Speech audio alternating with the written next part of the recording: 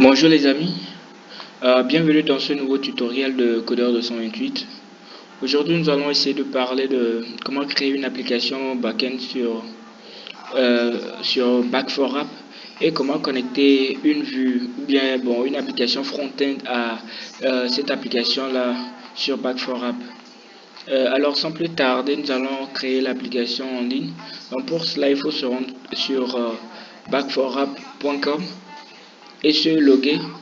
Donc je viens de le faire, voici l'interface après authentification. Donc il faut aller maintenant dans Build a New App, essayer de renseigner le nom de l'application,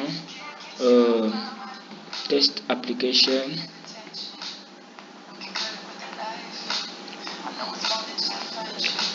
On attend quelques secondes pour la création de l'application.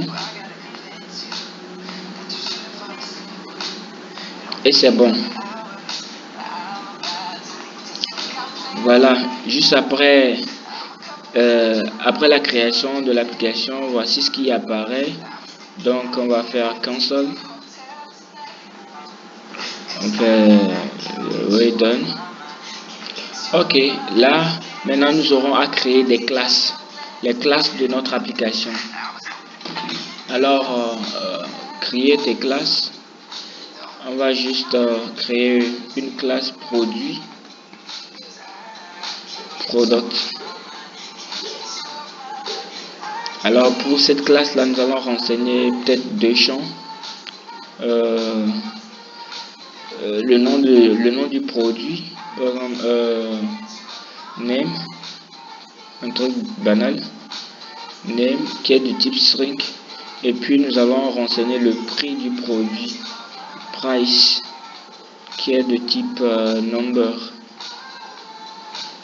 Ok.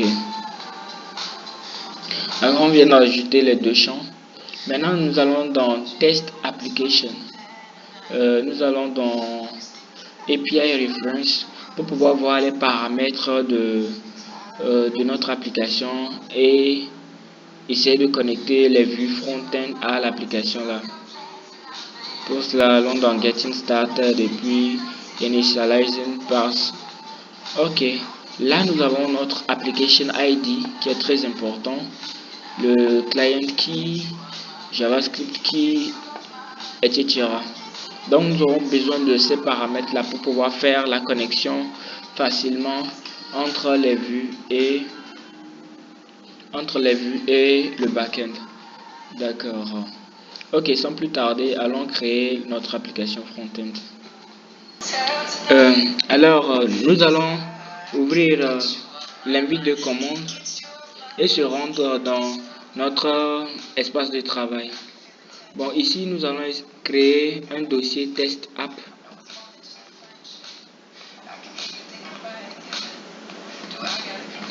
Qu'à dire test app et entrer dedans. Et dans ça, nous allons installer parse via la commande npm install parse. On attend quelques secondes pour que l'installation finisse et c'est bon. On vérifie via la commande dire et tout est ok. Donc maintenant on peut se rendre dans l'éditeur pour pouvoir écrire du code. Avant d'ouvrir notre éditeur, nous allons copier les paramètres pour pouvoir se connecter à parse depuis la plateforme backend Back4App. Donc copier et puis nous allons aller coller ça dans notre éditeur maintenant. Alors nous voici dans notre application test app que nous avons créé. Vu qu'on vient d'installer parse dans le projet, nous remarquons un dossier node module qui apparaît. Ok. Bon, nous allons rapidement essayer de créer un fichier index dans notre dossier new file que nous allons nommer index.html. Ok. Donc on va rapidement générer la structure du code et puis le titre test application Bon, maintenant nous allons, disons, mettre une balise script source. Donc nous allons essayer de voir le chemin vers notre fichier parse.min.js que nous allons mettre ici. Donc ça fait node modules, ensuite parse dist et puis parse.min.js. ok, donc dans une autre balise script nous allons coller le code que nous avons copié sur Back4App. Voici le code de connexion vers notre application. Bon, nous allons enlever ce require pass vu qu'on a déjà importé, voilà, le fichier parse.min.js déjà ici. Donc nous n'avons plus besoin de ce require là. Ok. Parse.server URL, on garde le serveur URL. Parse.initialize, on garde les deux éléments suivants aussi. Et disons que voilà, c'est bon, la connexion à notre application backend. Donc là nous allons ajouter quelques tests, du test bien sûr, bienvenue dans notre application. Ok, maintenant pour vérifier si la connexion marche réellement, nous allons essayer d'enregistrer un produit dans la base de données pour pouvoir voir si ça marche réellement. Alors pour le faire, nous allons déclarer une variable var product, on va dire product, on va aller en anglais, égal à parse.object.extend. Là nous allons mettre le nom de la classe product.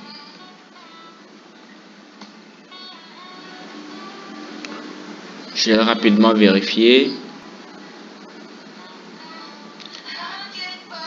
Ok, c'est bon. Juste après cela, nous allons déclarer une autre variable produit qui va être juste une instance de produit, new product. Ok, donc nous allons dire product.set name. Le nom du produit, on va prendre quoi? Orange. Et puis product.set price, on va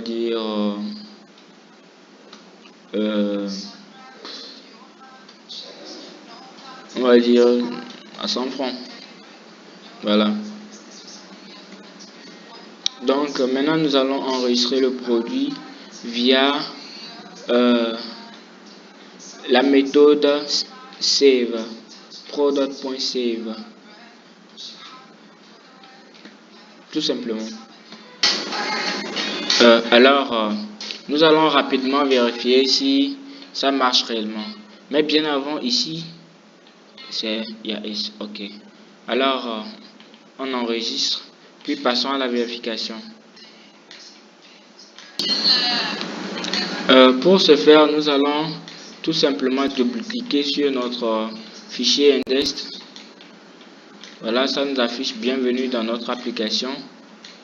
Ok, donc nous allons vérifier maintenant si c'est bien le produit qu'on vient d'entrer est bien entré en base. Donc nous allons actualiser Back4App.